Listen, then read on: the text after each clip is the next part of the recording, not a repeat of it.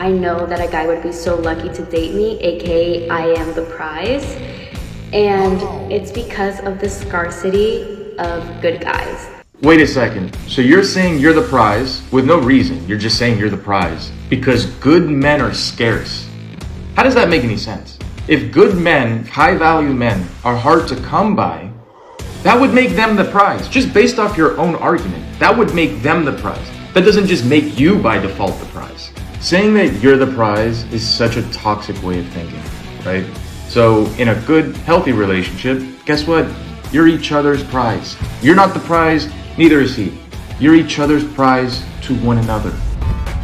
Facts. I couldn't have said it better myself. You are each other's prize. Stop trying to one-up each other. That's the quickest way to destroy the relationship. You actually Nah, trying to hop out my car. This is the worst date I've ever been on.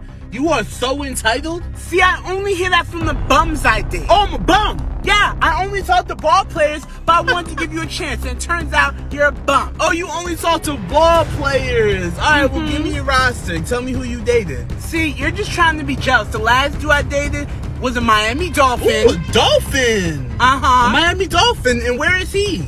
Miami, of course. Right, he's in Miami. Going stupid with the next chick while you here looking stupid with me. Give me another one. Give me another one. Whatever. I did an LA Laker, a Los Angeles Laker. Ooh, a Laker? Yup, with 2 championship rings. He got 2 rings? That's right. And he didn't put one on your left finger? Do you see where I'm going with this? Alright, let me just pause the video right here. If you got a nagging girl like this, you don't need to nag back at her. Just leave. Period. Like this guy here, I get where he's coming from, but he's not going to change her no matter how much he screams at her. You only get so much energy to spend per day, fellas. Don't spend it mindlessly like this. Just leave with some self-respect to keep your peace and quiet. Alright, let's continue. You can give me ball player after ball player. It doesn't change the fact that you still have a credit history of failed relationships. It don't matter if you can lock down high caliber men who you'll let fuck. You got no ring, no baby. They never posted you on social media, so it's not they claimed you in public. You look great. You look great. Why do you think you're in my car right now? But your personality is shit. What you call I only date ball players is what I call I can't lock anybody down. And guess what? I may be a bum to you, but I promise you after tonight, you'll never hear from me again. So you got turned down by a Miami Dolphin, an LA Laker, and a scrub from Connecticut with bachelor's degree. Got my car, bro. Whatever, you're just an insecure bum. Try getting the baseball player next time. Dumb bitch, like. See what I mean? She just proved my point. Even after all that rant, the man went on.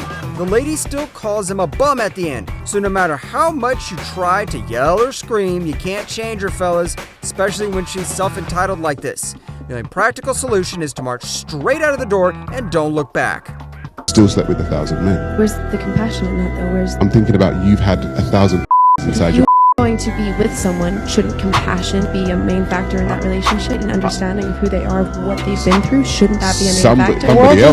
The world doesn't owe you understanding. That's entitlement. You're not entitled to someone's compassion and understanding. I think men are allowed to be selective in who they date. I think men are allowed to have standards. In general, if you poll men, would you rather have a girl that slept with 100 or slept with 1? They would pick 1. You were a hoe if you slept with 3 people 100 years ago. Right. You can't undo the wiring of what in general men want.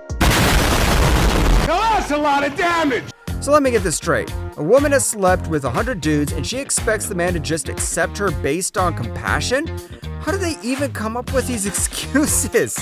I want y'all to take a look at this list of things that this woman says she finds undesirable in men.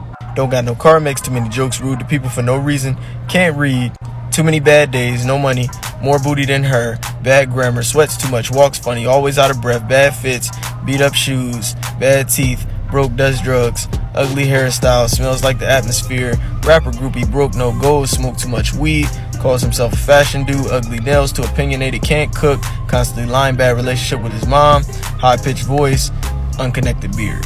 First of all, I get some of the things that might put a woman off. Like if the man is broke or smells bad, doesn't take care of himself, that's all well and good, but I'm so confused with some of the stuff she got on her list. Like, look at that second point. If he makes too many jokes. Like, what? And then she got another, I, for a man, got more ass than her.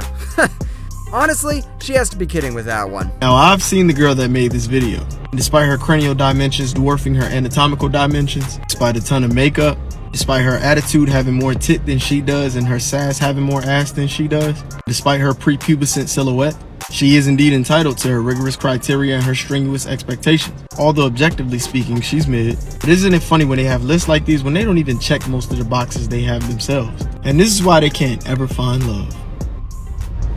So true, what the man says at the end, and that's why they never found love, because they are so focused on the so-called red flags of their man that they completely overlooked the green flags he has. Just proposed to my girl. 10 years, we've been together. 10 years. Yeah, we've been together for 10 years, and I just proposed to her, and she just sitting here and just looking at the ring. You just sitting here looking at in it. the car, you ain't put no thought into it. You ain't take me out to dinner, nothing. Rose Why do it? But flowers, nothing. Just this But that- ring. You know what? I'm finna pack it. so you finna break up with me because I got you a ring 10 years later? It don't matter where you get proposed to, as long as you get proposed to. Fellas, you really gotta keep yourself on your toes these days. Maybe I'm missing something, but how can he be in a so-called relationship with her and not pick up on this attitude of hers? I know you fellas are mad at the woman, but take some accountability too. If you notice this type of attitude, just call it quits with her and go after a girl who will truly satisfy you. What's really sad about this whole situation though, is how the man just wasted 10 years of his life chasing after this one unappreciative woman. Tournament brings in more money, but when it comes to the U.S., I'd make the argument that the women's team is far more responsible for the boost in popularity. And all right, I would make the exact opposite argument. I know everyone's going to hate me. Go ahead. But the men's team makes more money. Okay. If they make more money, then they should get more money. Why does the men's team? The men's team makes more money because, You know why? because people are more interested in it. But guess who takes part of blame? I have a big issue with this, guys. WNBA, same thing's happening to them. There's Until also more media, interest in the hold on. NBA. Until big. Not everybody, honestly, has the same skill. These women really need to chill down and let the man speak. Look at the SmackDown counter increase every time they interrupt the man. Honestly, I salute the men who have the patience of talking with these entitled women without losing their calm. Not everybody has the same interest in the sport. I think the women should be paid more. I do.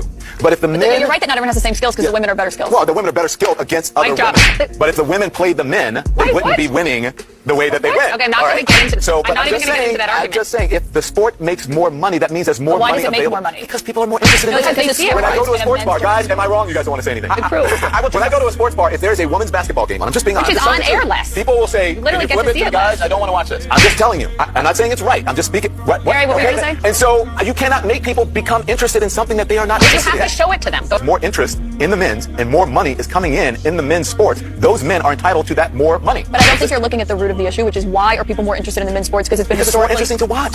I'm interested in the men simply because it is what it is. Wait. It's about the dollars. No, but it's about the historical aspect of why men dominated sports and why people paid more attention and invested more in that. And There's now more money in the men's sport. It is what it is. But that's My man speaking facts. It is what it is.